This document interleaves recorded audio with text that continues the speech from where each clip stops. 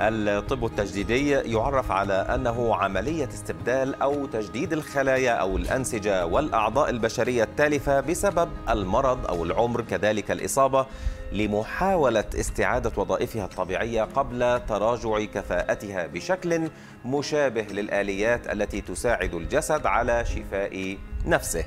الطب التجديدي هو مجال جديد نسبيا خرج للنور لأول مرة في التسعينيات، ويمكن أن يساعد على التحسن بدون أدوية أو حتى جراحة.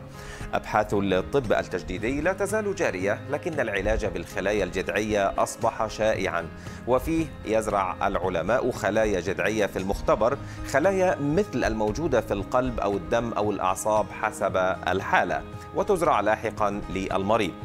الطب التجديدي يمكن أن يساعد في علاج داء السكري من النوع الأول، وإصلاح أنسجة القلب والأوعية الدموية، وأنواع معينة من السرطان، كما يمكن أن يحسن من كفاءة جهاز المناعة.